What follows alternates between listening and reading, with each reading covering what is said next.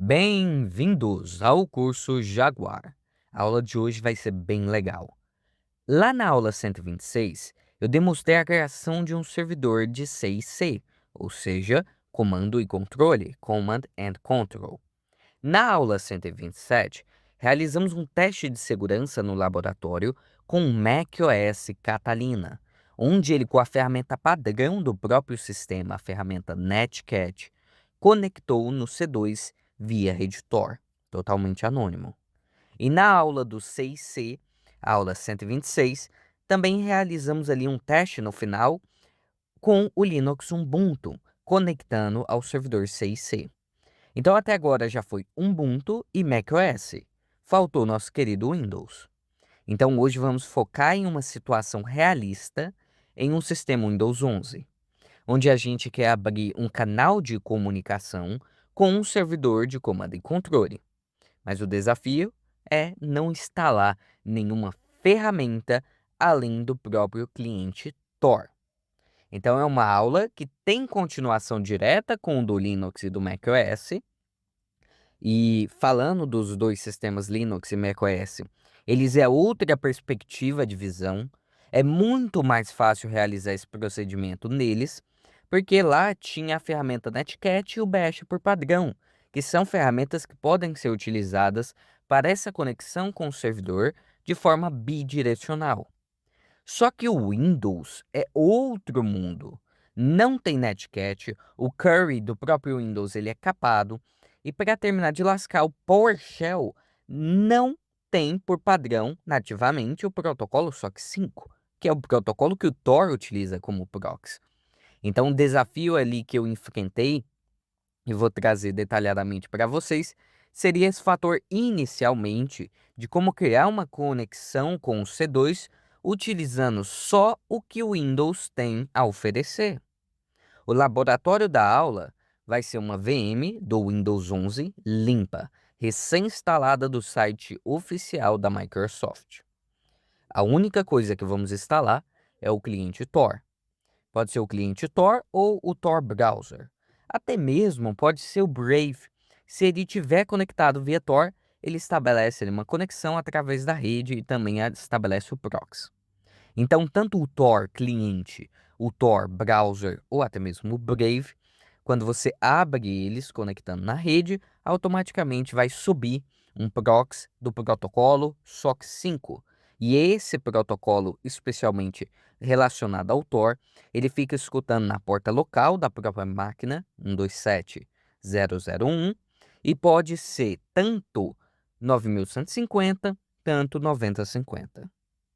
Em sistemas como o macOS e Linux, onde existe por padrão na sua arquitetura ferramentas, que nem eu tinha comentado, como Curry ou Netcat, podemos fazer algumas gambiarras se por padrão ali ele não suportar essa comunicação.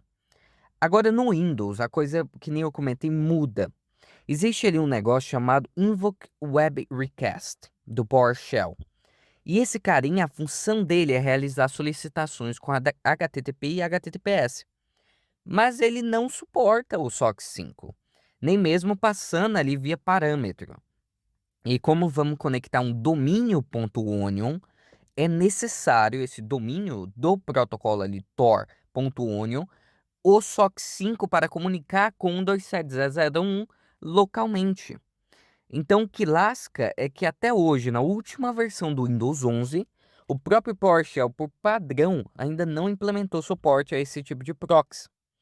Então, mesmo a rede Tor rodando bonitinho no Windows, ainda não conseguimos conectar o .onion direto do PowerShell. A não ser que a gente fale diretamente com o protocolo SOC 5. E é exatamente isso que temos que fazer nessa aula. O script vai simular o handshake do protocolo SOC 5 manualmente, ao estabelecer uma conexão através de um proxy Tor. Lembrando aqui que handshake é o aperto de mão lá do protocolo TCP, onde nós tínhamos SYN, SYN-ACK e vai indo. Então, pessoal, o script vai realizar a simulação do protocolo SOC 5 do handshake byte por byte, utilizando o PowerShell puro. porque o PowerShell não tem essa função. E antes de ir para a prática, vamos revezar ali o que é o protocolo SOC 5 rapidinho. Aqui só para dar contexto mesmo à aula. O SOC 5 é um protocolo de rede que permite o roteamento de tráfego via proxy. Ele funciona em 3 etapas de handshake. Inicial, que é a requisição de conexão e confirmação. Então, inicial, requisição de conexão e confirmação do handshake. Inicial, o cliente diz para o proxy: ei, eu falo SOC 5 e não preciso de autenticação. Então, a primeira parte é falar para o proxy que você não precisa de autenticação. A segunda parte, que é a requisição de conexão, o cliente pede para o proxy conectar em um endereço, no caso pode ser IP ou na aula de hoje, .onion. E a confirmação, o proxy responde dizendo se a conexão foi aceita ou não. Fica de olho nessas 3 etapas que ao decorrer do vídeo vocês vão ver elas lá no script. Então existe a inicial, que fala que não precisa de autenticação, existe a segunda parte, que é da requisição, e a terceira parte, o proxy responde dizendo se a conexão foi ou não estabelecida. Cada uma dessas etapas tem um formato específico de byte que a gente precisa enviar na ordem correta. Parece um pouco difícil, mas é só seguir passo a passo que vai dar certo. Então vamos recapitular rapidão antes de ir para a prática. Vamos ter um Windows 11, que o cliente Tor, que vai abrir uma escuta no Tor localmente na porta 9050. Vamos pegar um script PowerShell, que vai fazer uma conexão com a escuta do Tor e simular um handshake. E agora vem uma surpresa da aula. Vamos pegar o script desse PowerShell, famoso formato PS1, e transformar ele em um executável. A aula de hoje vai ser bem legal, porque quando você pega e executa um script, requer ali alguns comandos para abrir, é claro, mas um script ele é bem mais fácil e não parece nada na tela do usuário. O Windows Defender não vai apitar, dependendo, é claro, do script. Então, um executável é bem melhor do que um PS1. Lembrando também, avisa que tudo isso é uma demonstração de cibersegurança de forma ética e profissional, em um ambiente controlado por mim, com minhas permissões de execução. Quando a gente fala de segurança ofensiva, saber trabalhar com as limitações do sistema é um diferencial enorme. E também conhecer como invasores fazem o que fazem. É importante para qualquer um que se denomina estudante ou agente de cibersegurança. Então, nessa prática, vai ser uma prática simples se olhar para uma perspectiva. É uma prática diferenciada, mas em termos simples, não é um software muito complexo. Vamos lá para a prática que fica até mais fácil de explicar. Opa, pessoal, estou aqui no Windows 11. Essa é a versão mais atualizada do Windows 11. Eu só troquei o papel de parede. É uma VM limpa. Vou vir aqui no Windows, configurações. Nas configurações aqui do Windows, acabei de realizar o update dela para a última versão. Então foi realizado 9.15, agora é 2.48. Aqui em sistema, a versão desse Windows do nosso ambiente é a 24H2 Windows 11 Pro. Então, essa aqui é a versão mais atualizada disponibilizada para o público. Existe agora o 25H2, só que ele é dev, ok? Então, no nosso ambiente de hoje, vamos utilizar a versão mais atualizada do Windows 11 na sua versão Pro. Então, tem alguns recursos que você não encontraria nas versões comuns. Eu acabei de instalar, que nem eu comentei. E também outra coisa importante de se habituar aqui no nosso laboratório é do Windows Defender. Em todo o processo dessa aula, o Windows Defender estará ativado, ok? As configurações de proteção estará em tempo real, só que não tem nenhum antivírus instalado, a não ser o próprio Windows Defender, ok? Não tem um antivírus terceiros, somente a proteção em tempo real do Windows Defender. Então, eu estou utilizando o Windows 11 na sua versão mais recente e o antivírus ativado. e não instalei nada a não ser colocar as pastinhas e mudar a foto, certo? Então vamos começar a aula. Eita, doidão aqui, ó, algumas vezes tá bugando. Então vamos começar a aula. A primeira coisa é saber o que é a estrela do jogo, PowerShell. O que é esse Windows PowerShell? Ele é uma plataforma da Microsoft, ela desenvolveu ele para automação. Então, ele é um shell ali baseado em objetos.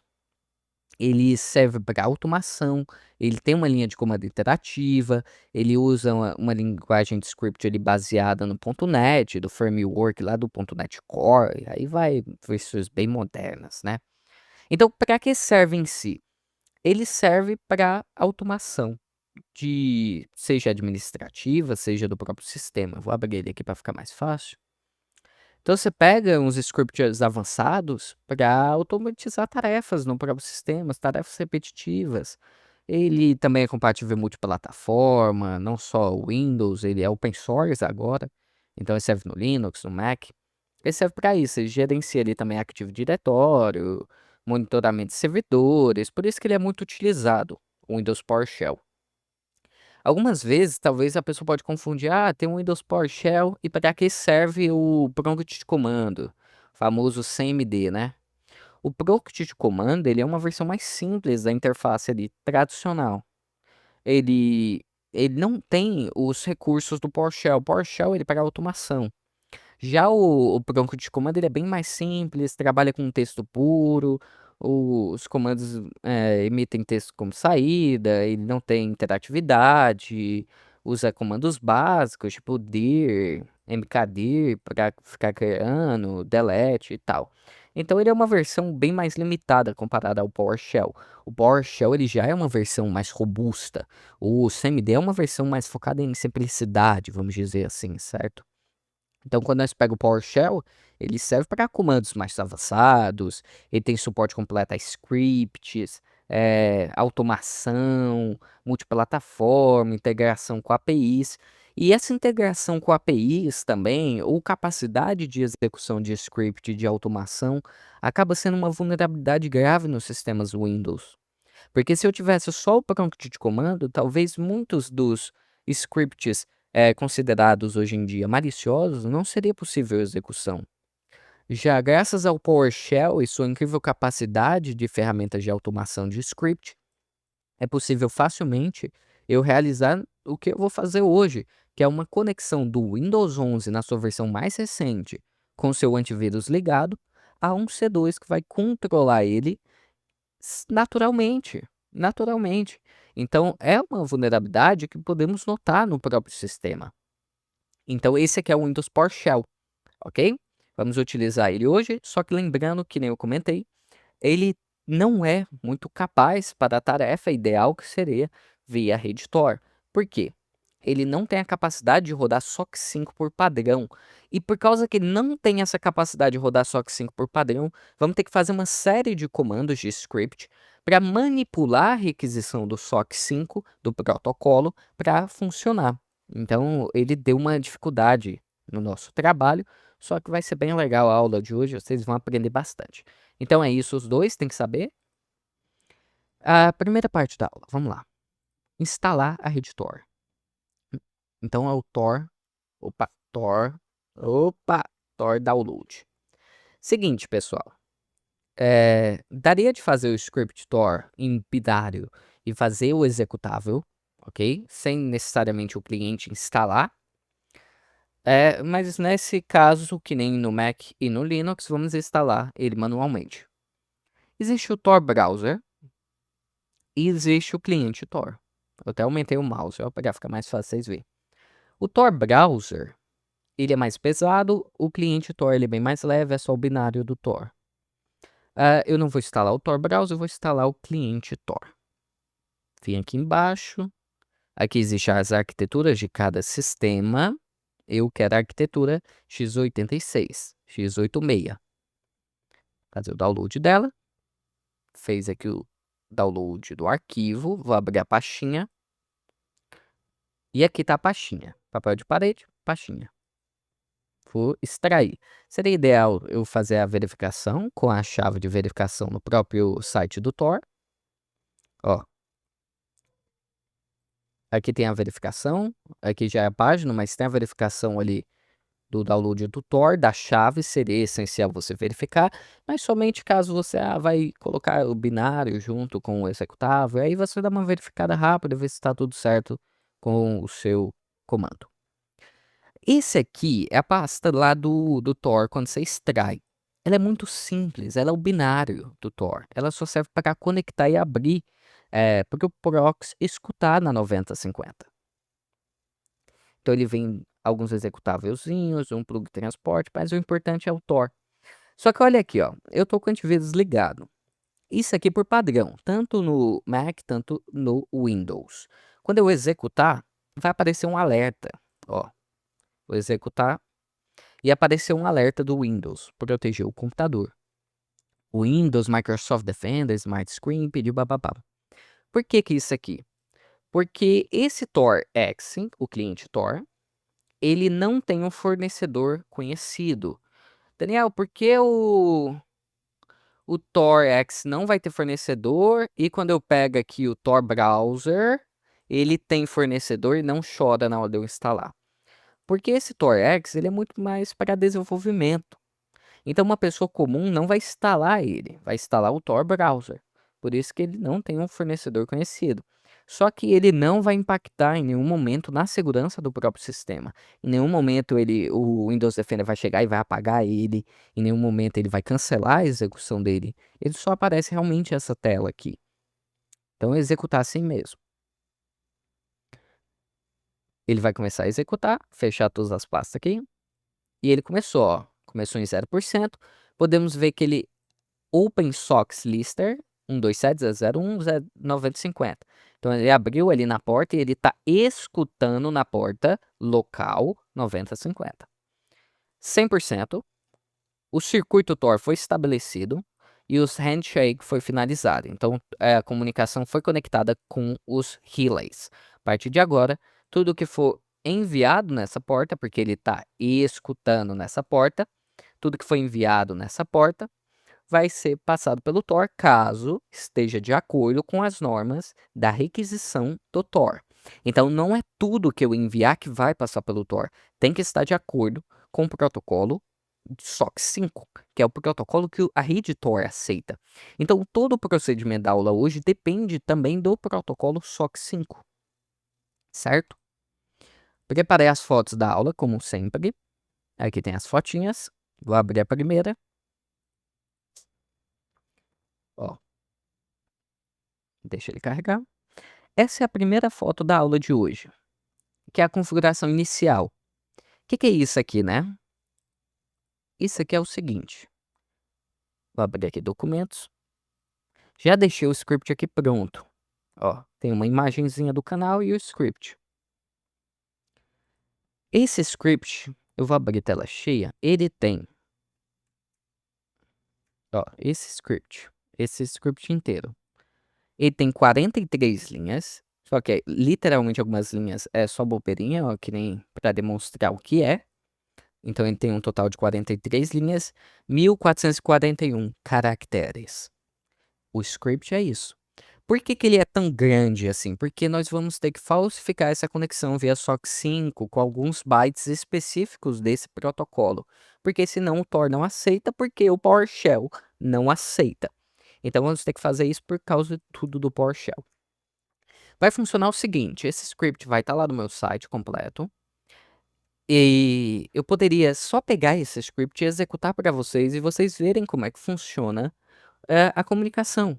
Mas eu não vou fazer isso diretamente, porque uma coisa que temos que aprender é entender o que estamos rodando.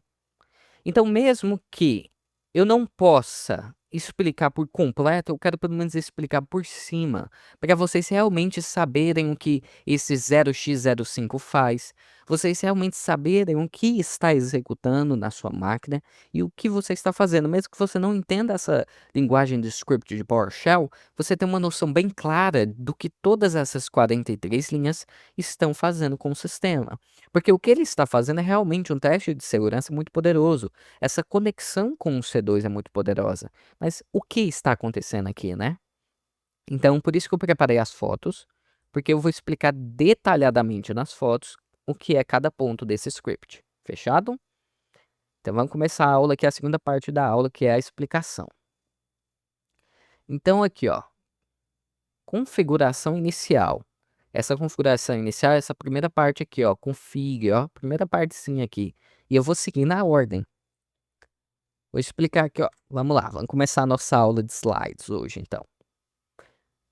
Configuração inicial. Opa, quase esqueci. O script se trata de um ponto PS1. Script PowerShell da Microsoft, quando você for clicar no executável, é ponto PS1. Se nós pegar lá no Linux, é ponto .sh, aqui é ponto .s1. Ponto PS1. Certo? Configuração inicial, vamos lá. Ó, eu fiz esse mais dizer aqui, ó, que legal. Por causa que o antivírus nem vai avisar que o PowerShell está sendo executado. Então vamos aqui largar de brincadeira, né? Torprox.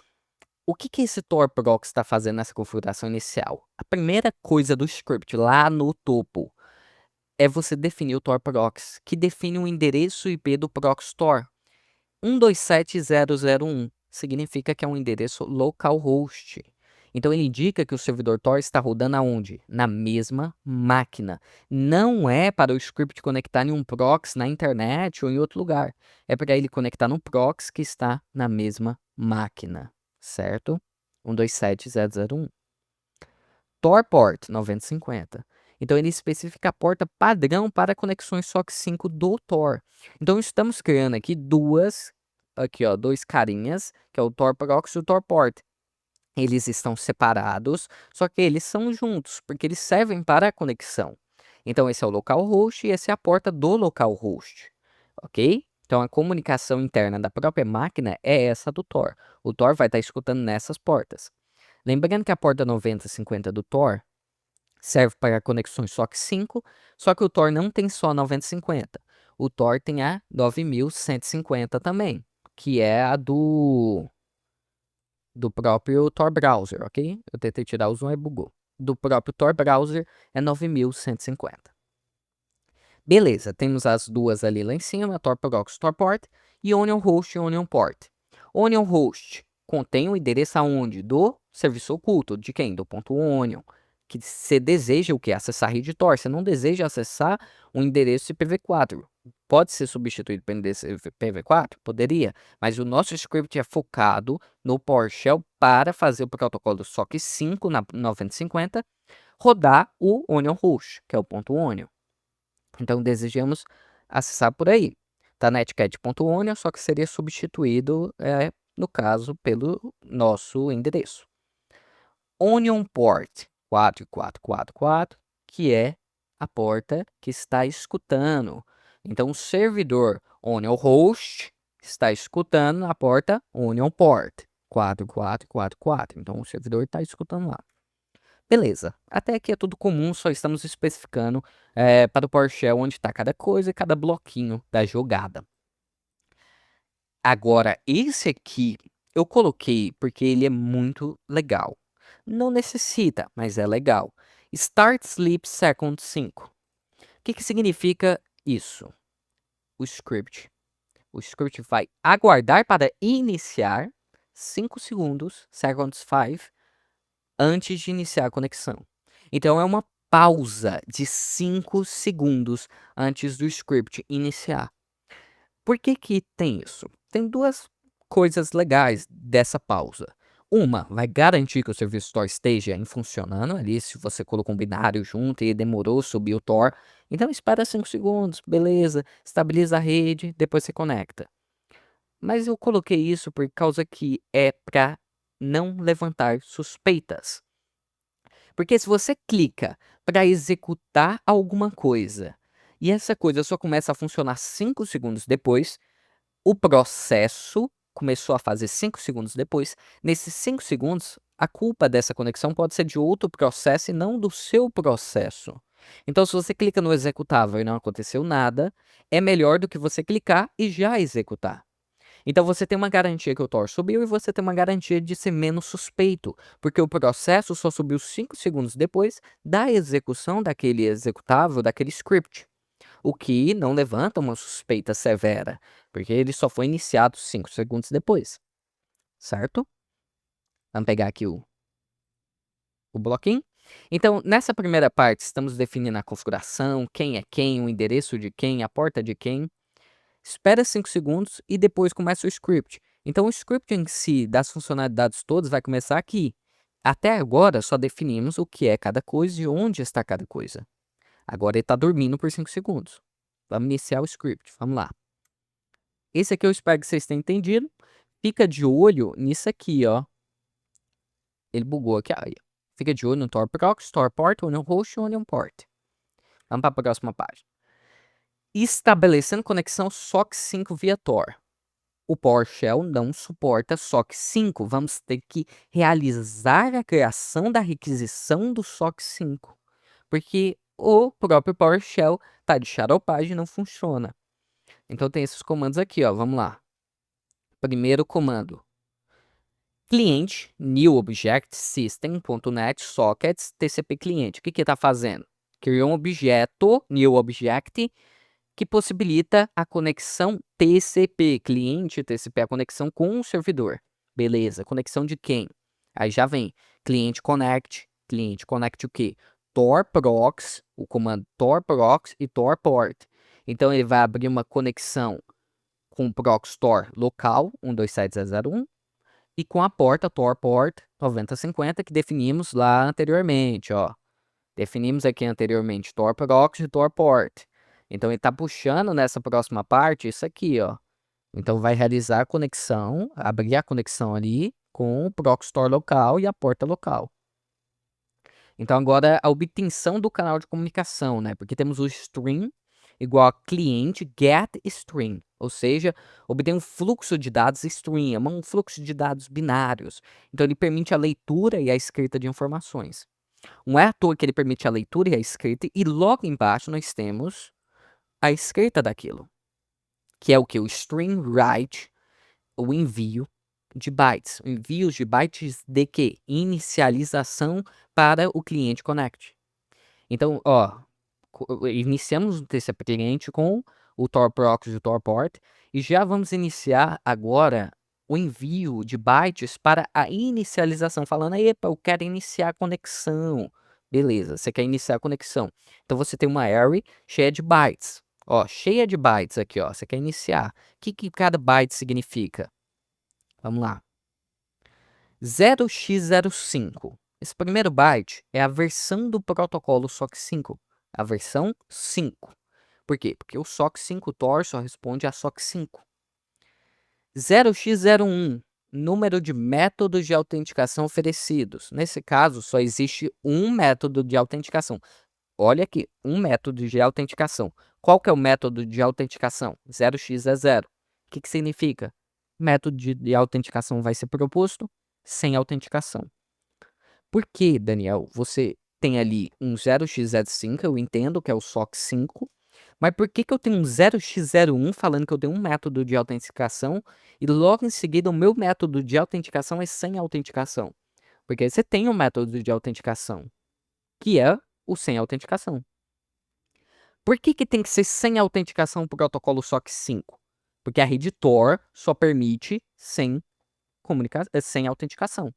Este comando informa a quem? Ao proxy, Tor proxy e Tor port na máquina local, que o cliente, você deseja usar SOC 5, só que sem método de autenticação, 0x00, que é o ideal para conexões anônimas via Tor, porque atualmente isso aqui é uma máquina local. Estamos estabelecendo a inicialização da comunicação na máquina local. Isso aqui não vai para a rede Tor. Estamos aqui na máquina local e essa inicialização vai servir para o Tor proxy e Tor port. Quando a nossa mensagem chegar no Tor proxy e Tor port localmente, aí sim entra o protocolo Tor, por causa do Tor cliente, aí entra toda uma criptografia pesada para ser anônimo. Só que inicialmente nessa máquina, o método de autenticação não é necessário. O Tor não precisa dessa autenticação porque ele tem a própria autenticação, certo? Então é isso. Agora vamos ver aqui de baixo, ó, que é recebendo e validando a resposta do proxy. Ó, estamos fazendo aqui a leitura da resposta. Vamos lá. Buffer new object byte. 2 bytes é criados para o quê? Para armazenar a resposta do proxy. Esses 2 bytes, eles representam ou 0 ou 1, que é padrão, né? Byte 0 é a versão confirmada do protocolo, byte 1 é o método de autenticação aceito pelo proxy. Já conversamos, qual é o método de autenticação aceito pelo proxy? 0x00. Então aqui embaixo nós já temos um if, uma validação. Aqui é a leitura, ó, leitura dos 2 bytes, 0 e 1. No caso ali é o segundo byte. Agora, se o método aceito não for 0x00, ou seja, se o método não for sem autenticação, a conexão é close, é fechada. A conexão é fechada. O script é encerrado. Por que que existe esse if? Por que é necessário?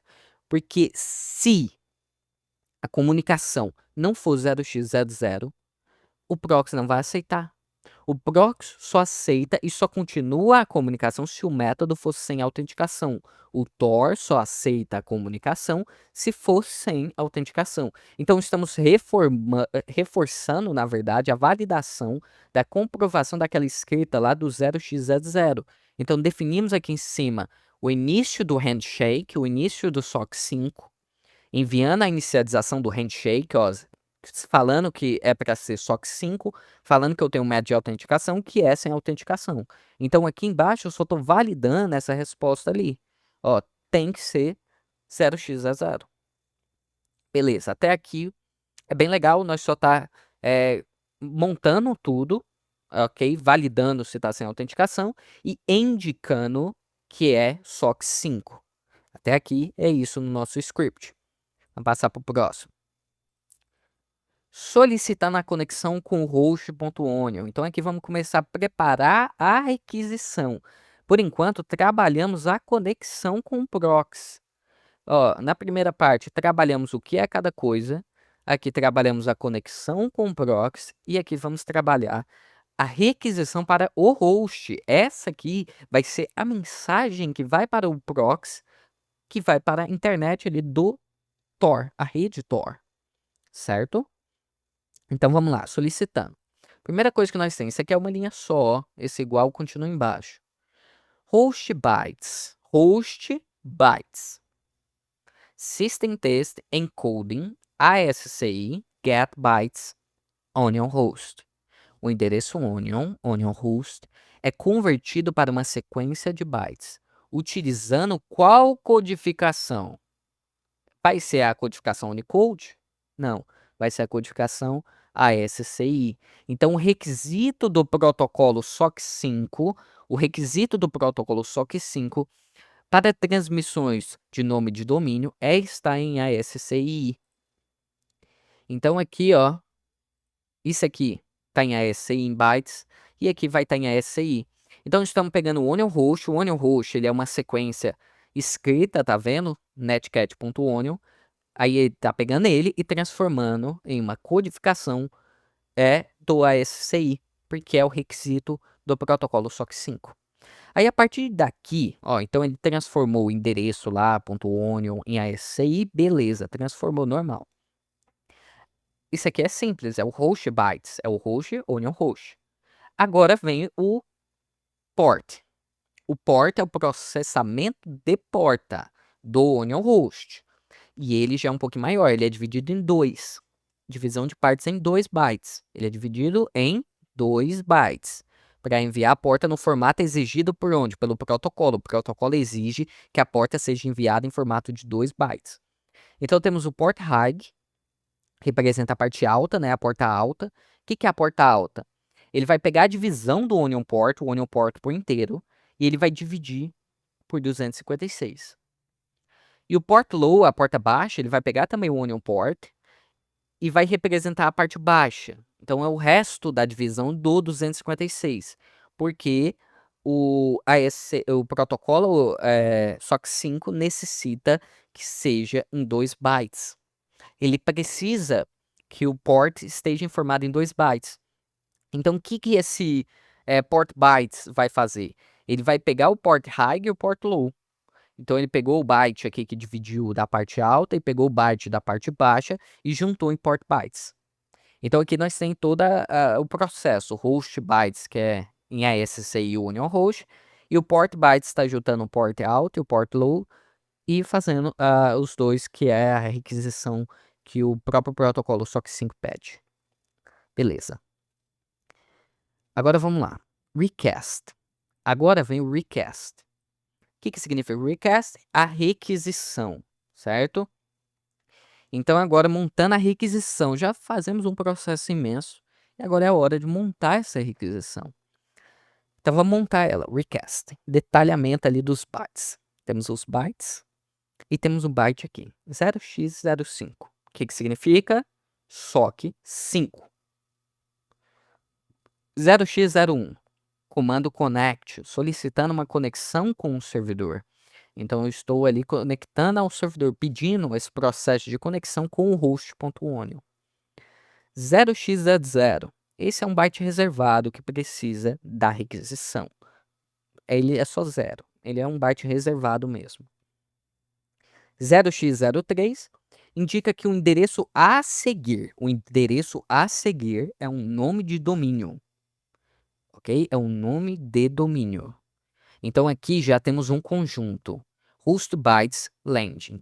Aí ele vai juntar host bytes mais port bytes. Ele vai juntar host bytes, que dividimos ali na codificação do ASCII, e port bytes, que também está ali dividido em 2 bytes, ok? Então esse aqui é o conjunto da mensagem completa que será enviada para o proxy, solicitando a conexão direta com o host.onion. Então, por padrão, necessita disso, tudo está em ASCII, tudo está bonitinho. Então, nesse request, já estamos solicitando que é SOC 5, já estamos falando que o host já está em bytes, ele não está em nomes comum como netcat.onion, ele já está no formato do próprio protocolo. Estamos pegando aqui port bytes, o port byte já está dividido. Dividimos a parte alta, os dois, e dividimos a parte baixa, os dois de baixo, e juntamos tudo em port bytes, 2 bytes, como o protocolo pede. Ok? Então esse é o request padrão aqui. Agora essa parte aqui de baixo, ele é o envio da requisição. Então já fizemos a requisição, já fizemos aqui a verificação do SOC 5, já fizemos aqui nesse lado os comandos inicial, que é definindo o que é cada coisa na nossa linguagem padrão. Aí depois começamos a dividir isso na linguagem de máquina, do ASCII, né? É a linguagem binária. E agora vamos fazer o envio daquela requisição e a verificação daquela requisição. Então vamos lá. Aqui temos o string write, ok? Aí puxa uma array, que é o request. Então é o envio ao proxy o canal de comunicação. Então estamos enviando o canal de comunicação do request. Ó, olha aqui, esse string write, onde é que você já viu ele? Aqui, ó, do anterior, da conexão SOC 5. Então ele está enviando essa conexão aqui, ó, do request, ok? Do request. Beleza. Aí nós tem ali a leitura da resposta, ok? Response. Então essa leitura da resposta é um buffer de 10 bytes. Ó, 10 bytes é criado para pegar a resposta do proxy. O proxy vai enviar. Então criamos aqui um new object, um buffer de 10 bytes, esperando a resposta do que vai vir. E agora é a verificação de status. Então, o segundo byte da resposta, o response, o segundo byte daquela resposta indica o status da requisição. Então, qualquer valor diferente indica falha, ok? Qualquer valor diferente, novamente, indica falha e o script encerra. Então, temos uma verificação do status do response. Ele vai ler a resposta, o string vai ler a resposta do response e vai verificar no byte de resposta do response se está tudo correto, se o status está correto. Se for 0x00, a conexão foi estabelecida, foi tudo bem sucedido. Qualquer valor diferente vai indicar falha. É só isso que estamos falando aqui. E aqui, ó, response, ele colocou um buffer de 10 e o string só leu aquele buffer normal, ele só leu a resposta que chegou daquela requisição. Então aqui, se eu não me engano, é o último, ok, pessoal? Aí nós já termina. Pra vocês verem que é bem legal todo o script, é bom entender, é bom compreender. Você sente até uma noção maior do que você realmente está fazendo. Então, estabelecendo canais de leitura e escrita. Vamos lá. Agora é para finalizar, né? Então, temos aí usado para escrever dados para o servidor. Ok, new object vai escrever para o novo servidor. E esse string aqui vai ler os dados que vêm do servidor, certo? Então, essa configuração aqui, auto-flush, true, ela garante que toda vez que o comando de escrita é executado, o buffer é imediatamente esvaziado e os dados são enviados sem atrasos. Então, toda essa comunicação aqui é uma parte importante de escrita e de leitura que vem do servidor, porque o servidor vai enviar, você vai ler, vai executar, e depois você vai reenviar. Só que como você vai ter vários comandos de leitura escritas, muitos comandos, você necessita de um auto flush, ou seja, garante que toda vez que aquele comando foi executado, foi escrito, você vai fazer o quê? Você vai apagar o buffer. Você vai apagar que aquele comando teve alguma vez escrita ali, ok? Então você está literalmente quase apagando uma prova que aquele comando foi executado. Não porque é em função também do anonimato, mas em função para o script não ficar com buffer muito grande. Então você executou, recebeu a mensagem do servidor, executou, depois você apaga, o servidor envia outra, você executa, envia, apaga, certo? Beleza. Aqui no cantinho tem outro, ó, que é o loop de comandos remotos. Beleza. Aqui no loop é um loop infinito. Então temos o comando aqui while true. Então ele mantém o script em execução contínua, aguardando comandos vindos de quem? Do servidor. Vai ficando esperando aqui, ó. Ele vai comando aqui, ó. Ele lê uma linha de texto enviada pelo servidor. Aí, se o comando for nulo ou vazio, o loop é interrompido ou encerrado a conexão. Beleza? Aí tem a execução do comando. Então, o invoke expression aqui, ó, command, ele vai executar o comando recebido diretamente no ambiente da onde? Do PowerShell, ok? Ele vai executar diretamente no PowerShell. Aí temos aqui esse outro comando que vai redirecionar erros para a saída padrão, ó, caso tiver o erro para a saída padrão, garantindo que tanto a saída quanto as mensagens de erro sejam capturadas e enviadas para o servidor. Esse outro string aqui, ó, ele converte toda a saída para uma única string. Então, o que está acontecendo aqui? Ele vai rodar em loop. Esse aqui vai esperar os comandos do servidor. O comando do servidor chegou. E ele vai executar e vai passar para o PowerShell. Se tiver algum erro, ele anota. Se não tiver algum erro, ele converte a string e pronto. Beleza? Formato de resposta, né?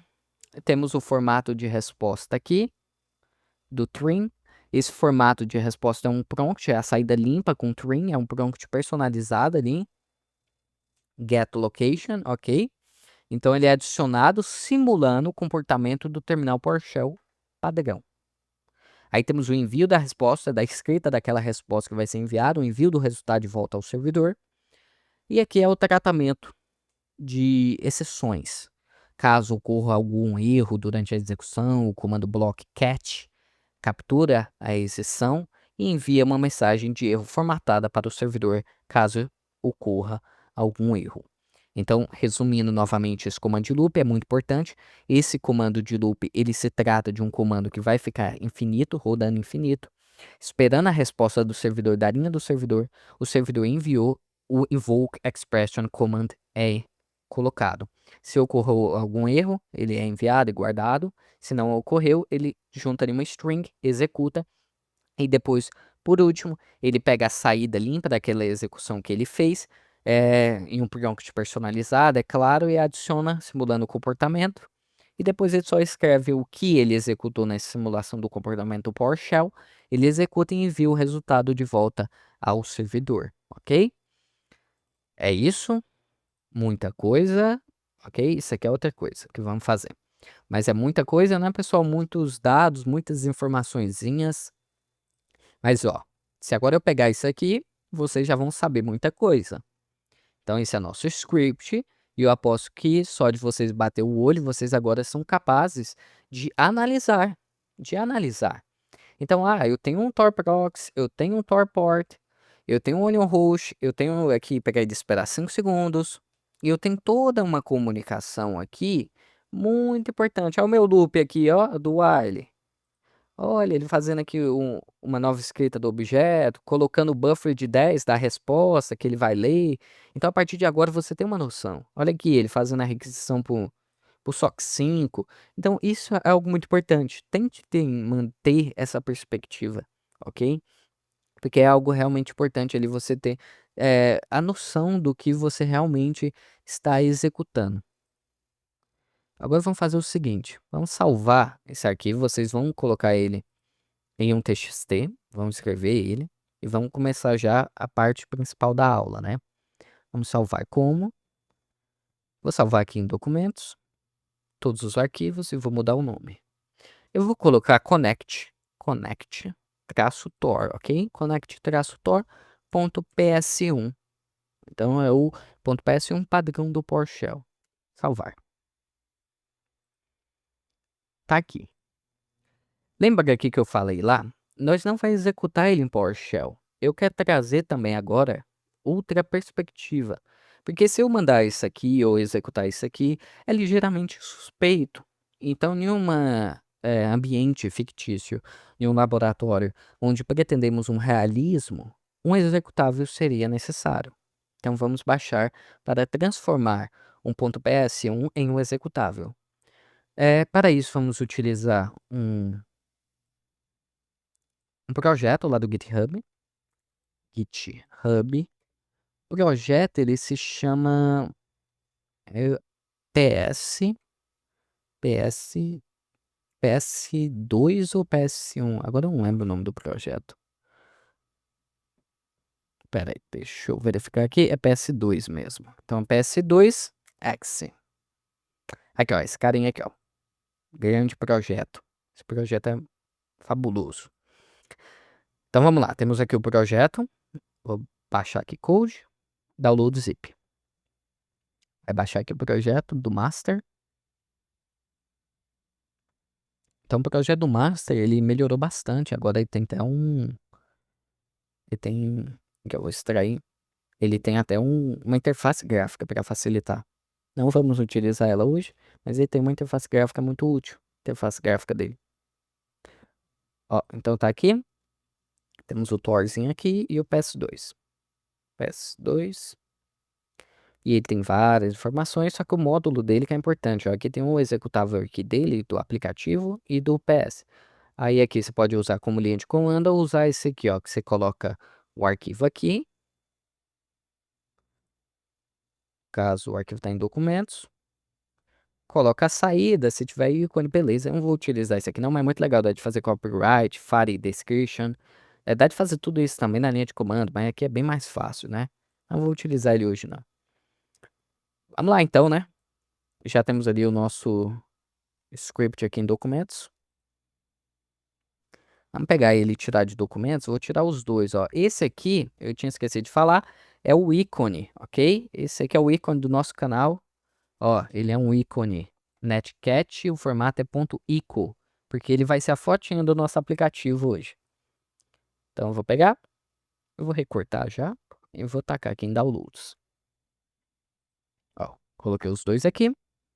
Vou voltar aqui no módulo, botão direito, abrir no terminal. Se eu clicar em abrir no terminal, já abre o PowerShell, que é o útil mesmo. Vamos utilizar o PowerShell agora para realizar a transferência ali daquele arquivo de PS1 para um executável do Windows. A primeira coisa que vamos executar aqui é esse comando aqui, ó. Esse comando ele é muito importante porque ele vai pegar por padrão PowerShell, ele possui ali, políticas bem rígidas de execução para bloquear scripts maliciosos, vamos dizer assim. Então ele identifica e bloqueia. Só que esse bypass ele modifica a política ali. Então, ó, bypass, e esse bypass ele ignora todas as restrições impostas pela política de execução. Ó, todas as políticas de execução vai ser ignoradas, ok? E esse barra scope process, esse parâmetro aqui vai limitar a alteração apenas ao processo atual no PowerShell. ok? Isso é importante. Se você fechar essa sessão, a política global do sistema volta normal, ok? Aí ele bloqueia.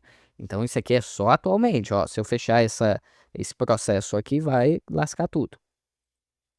Aí Enter.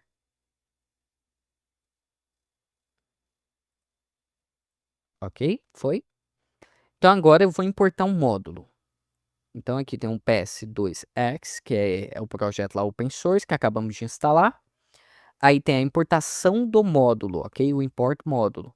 Então estamos carregando o módulo PSM1. Tem que ser carregado para que todos os comandos no terminal funcionem, ok? Então é só isso. Aqui é o caminho e estamos carregando o módulo dele. Aí Enter, vai carregar o módulo.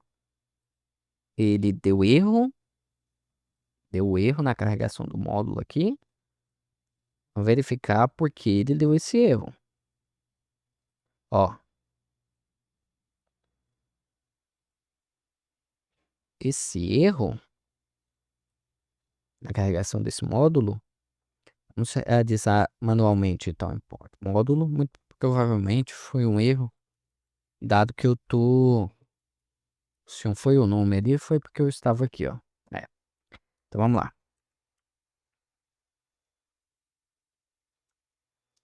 É o PS2X. Eita, aí. Então ele tá aqui dentro do PS2X, do PSX, do módulo. Temos o PS2, PSM1. Aí, agora ele importou corretamente o módulo. Seguinte, agora eu tenho um comando aqui e o meu tá errado. Pera aí, deixa eu pegar o certo. Aí, peguei o certo aqui porque eu tinha colocado dois duplicado. Então, ó, definimos aqui que é para a política de segurança não interromper nosso processo nessa sessão atual. Aí aqui embaixo definimos que é para importar o módulo do próprio projeto open source para ele começar a funcionar. E agora eu vou puxar aqui esse comando, ó. Esse aqui que faz a transferência. O meu tava errado o nome aqui em cima, ó. De novo. Então vamos lá, vamos ler esse comando aqui, ó. Invoke PS2X. Então este comando é o principal do open source, ok? Ele tá puxando ali o PS2X. Ele vai converter esse script PowerShell, ok? Então temos o parâmetro input file. O que é o input file? O caminho completo, que você tem que colocar o caminho completo, o script PowerShell que vai ser convertido. Então, estamos convertendo o connector PS1. O connector PS1, ele está aqui em download, connector PS1. Então, o input file é o que vai ser transferido. Aí nós já temos o output file. Então, beleza, eu vou converter isso, mas para onde vai? Vai para isso aqui, ó. Lá em download, você vai fazer um arquivo chamado netcat.exe, que é o executável. Então, ele vai definir o local de execução que vai ser salvo. Esse comando aqui é um dos mais úteis. Um dos mais úteis é esse comando, no console. Esse parâmetro, ele vai indicar que o executável gerado, ou seja, o netcat.exe, não deverá abrir uma janela de console. Ele não vai abrir quando executado. Então, ele vai rodar em segundo plano. Ele não vai ser detectado pelo usuário, não vai ter uma tela, ok? E esse comando em confile é só o ícone do netcat. Vamos dar Enter. Pronto. Foi feito. Olha aqui, ó, nosso aplicativozinho. Esses dois têm a mesma foto e o mesmo nome, né? Mas vamos jogar esse aqui para imagens. Então esse aqui é o nosso aplicativozinho. A partir de agora, posso fechar isso aqui. Ó, as imagens. Eu tinha feito as imagens, ó. Eu tinha até esquecido de mostrar. Aqui, ó.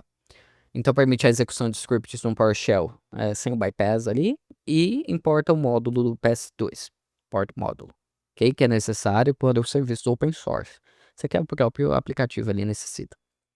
Beleza. Vou fechar todas essas fotinhas, essas pastas aqui também. Se eu quiser, eu já posso até apagar o connector, apagar tudo. Só deixar o Tor rodando. Aqui o nosso aplicativo. Tor tá rodando aqui, ó. e eu abrir a loja. Ó, fechar, o Thor tá rodando. Vamos lá agora, tirar aqui.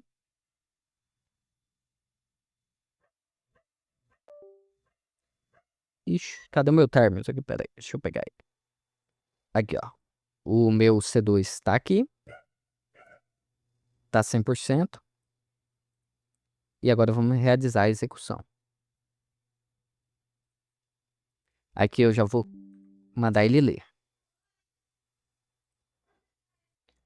Opa, tive que pausar aqui rapidão, mas voltamos. Eu até fechei o Tor para fazer tudo certinho, né? Então aqui tá o servidor C2. Vamos deixar ele escutando lá, como ele deve ficar escutando. Deixar ele aqui no cantinho, ó, escutando. Download. Tor. E vamos abrir o Tor. Deixa ele fazer aí, abriu a 950 e tá escutando, beleza? Bem do comecinho, já fizemos aquele executável lá, pronto, tá 100%. Ele subiu bem rapidão, vocês verem. E agora quando eu executar ele, o arquivo, ó, deu um arquivo netcat, lembrando, ó, ixi, eu apertei alguma coisa. Lembrando que o antivírus, ele está ativado, o antivírus, ele está completamente ativado, não tem nenhum problema no antivírus, aqui ó, proteção dele, gerenciamento tá em proteção em tempo real, ok? E quando executamos algum script, ele talvez pede alguma necessidade, só que esse aplicativo não. Então ele vai executar totalmente em segundo plano. Ó, vou clicar 2 vezes agora. Até clicar com o botão direito e abrir. Ó, abrir.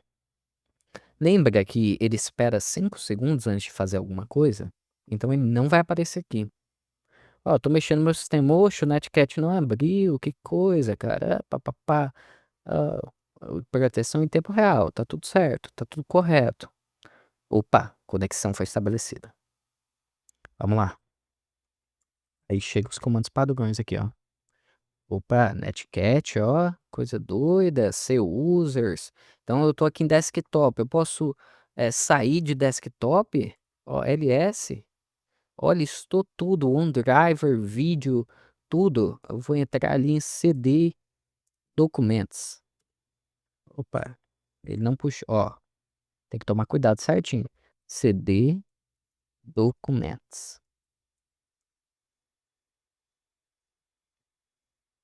Vamos verificar a saída e demora um pouco a execução, né? Talvez foi errado que eu digitei. Aí, foi erro, o termo CD foi errado. Mas então tem total controle, ó. Se eu quiser rodar, por exemplo, um ipconfig. Lembrando novamente, tá rodando essa máquina, em nenhum momento ele tá chorando, ó. Não tem nada aqui. Não tem nada aqui, ó. Não tem nada aqui. Ele não tá enchendo saco. Vamos abrir o... Opa. Gerenciador de tarefas. Gerenciador de tarefas. Temos o Netcat rodando. Temos o Netcat rodando aqui, ó. Consumindo um pouquinho de memória, é claro. Aí eu poderia fazer um ping lá no meu Netcat teste. Ele vai fazer um ping lá no Netcat teste. Olha lá, trouxe o meu ping, tá vendo? E trouxe que o endereço do Netcat teste é esse aqui. Foi enviados 4, foi recebido 4. Então eu tenho total controle daquele dispositivo Windows aqui, ok? Então é realmente fascinante, porque ele tá rodando aqui, não aparece, não tem nenhuma injeção ali com um antivírus, e realmente eu tenho total controle aqui, ó. Vamos pegar aqui, fazer o seguinte, aqui em documentos, deixa eu pegar certinho o caminho do documentos, porque ele tava aqui, ó, abri um prompt. Deixa eu verificar rapidão como é que eles faz certinho. É documentos mesmo. Eu não sei nem porque ele não entrou naquela hora. CD documentos. Aí, agora ele entrou dentro de documentos. Então vamos lá. Então listar. Eu tenho um TXT dentro de documentos. É verdade, ó. Eu tenho um TXT. Se eu quiser, eu posso sair de documentos, listar esse aqui. E eu vou colocar aqui dentro de imagem. Ah, já tá dentro de imagens lá, né? Beleza. Então o usuário tá navegando aqui no navegador, no site netcattest.com. Recomendo vocês entrarem lá no netcattest. Ó, tem meu blog, CTFzinho e as aulinhas. Então vamos lá. Aí ele CD imagens. Cadê imagens aqui? Ah, tá Pictures, né? CD. Aí, já entrei aqui dentro, eu posso dar um LS. Se eu quiser, eu posso baixar essa imagem remotamente. Tudo isso via Editor, ok? Tudo isso anônimo. Em nenhum momento aqui eu conheço o servo. Só que daria, é claro, com o comando aqui, alguns comandos específicos, identificar endereços, ok? Então aqui tem um netcat info. E em nenhum momento o arquivo está aberto, nada está executando aqui, pelo menos na listagem padrão do usuário. É claro que ele tem que abrir, verificar isso aqui, aí sim finalizar. Só que por enquanto não tem uma listagem, nenhum alerta do antivírus, então é algo bem simples de se fazer. E é algo realmente doido. A pessoa está mexendo aqui no navegadorzinho enquanto ele está rodando em segundo plano. Tanto quanto ele poderia abrir uma interfacezinha ou fazer algo do tipo, certo? Se eu clicar com o botão direito, vamos ver as informações. Também daria de colocar descrições, todo um processo para ficar mais simples e mais bonito todo aquele executável. Então aqui tem algumas opções, leitura, para aplicativo, só que você pode ver que ele não, em nenhuma forma encheu o saco e a conexão foi estabelecida. Então isso aqui podemos perceber nessa aula que em tantos sistema Linux, tanto sistema macOS, tanto Windows, essa comunicação de um C2 simples conectado a ele é muito fácil de ser realizada e em nenhum momento o antivírus encheu o pé do cara. Nem pra cá avisar, ó, você que tá fazendo essa conexão, você que tá comandando, não. E tudo isso, o mais incrível de tudo isso é o seguinte, você tá vendo ele utilizar o quê? A memória RAM. A memória RAM do sistema.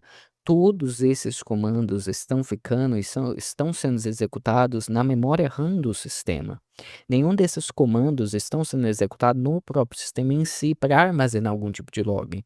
Eles estão sendo executados na memória RAM. Todos esses comandos aqui estão sendo executados ali, então, na memória RAM. Muito legal, de perceber todo esse processo dessa. Agora tem todo o controle. Se eu quiser, por exemplo, baixar uma foto aqui, eu poderia baixar uma foto do meu servidor para ele e baixar aplicativo, executar o aplicativo, daria de eu executar aplicativos remotamente, daria de eu fazer muita coisa remotamente. Eu tenho total acesso ao controle daquele dispositivo, ok? Eu não tinha preparado uma lista específica de comandos do Windows. É claro que eu não consigo lembrar de todos, mas tem alguns comandos para ver hardware, para ver versões, muito legal. Na verdade, eu vou até. Ó, eu nunca gosto de pausar vídeo, né? Mas eu vou pausar agora só para pegar uns comandos legais aqui. Então vamos lá, preparar aqui alguns comandos bem simples e bem legais, ó. Então tem o system info, comando padrão IPA. Extrair informações. Vamos ver se ele vai executar certinho e retornar as informações. Está executando lá, ele executa e depois traz os dados se foi tudo correto. Perfeito? Ele trouxe os dados, ele trouxe bastante dados, muitos dados, né? Então temos a versão da BIOS, a versão da BIOS daquele sistema, diretório do Windows, uso horário de Brasília, memória física total, memória física disponível, memória virtual do tamanho máximo, memória virtual do dispositivo, memória virtual em uso, local de arquivo de página, o domínio, servidor de login, Netcat, alguns hosts instalados, servidor DHCP, Ethernet 0, então Gigabit Network. Então tem bastante informações, requisitos do usuário preview não será exibidos. Então tem bastante informações do próprio sistema ali. Esse System Info, ele tem informações completas ali. Você pode ver que veio do BIOS, veio da RAM. Então é bastante informação legal aí para se utilizar, né? Ó, esse aqui, DX, DCGAG aqui, ó, vamos ver. Ó, esse aqui apareceu um pop-up, porque ele vai pegar detalhes de hardware de som e vídeo. Ó, esse aqui apareceu um pop-up. Então eu rejetei e voltou. Ah, vamos ver esse aqui, ó. Aí ele abriu lá o diagnóstico do DirectX, ó. Tomar cuidado com alguns comandos específicos, porque ele pode puxar ali algumas outras coisas. Esse aqui, ó, mostra o modelo do processador. Ó, ele falou que não é reconhecido. Alguns eu eu não tenho certeza se realmente eles funcionam ou não, ok? Mas tem alguns bem legais de listar processo. Vamos ver se o de listar processo, task list, ele vai executar. Ah, sim, esse ele executou. Então temos os processos aqui, que é muito útil para você verificar se o nome do seu processo não tá suspeito, ou algo do tipo, né? Será que ó, os processos utilizados aqui não tem nenhum com Netcat, correto? Pelo menos que eu tô vendo aqui, eu não encontrei nenhum. Então, pessoal, é isso. Eu espero que vocês tenham gostado. Essa foi a aula. E eu espero realmente que vocês tenham compreendido aquele comando e vocês tenham gostado disso. Vamos ver aqui só esse último comando aqui, ver se realmente ele funciona.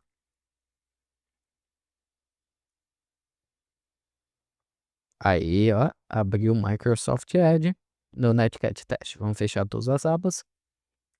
E, opa, e não funciona assim, né? Aí, ele deu erro. Pronto, Netcat Test. Então, essa foi a aula.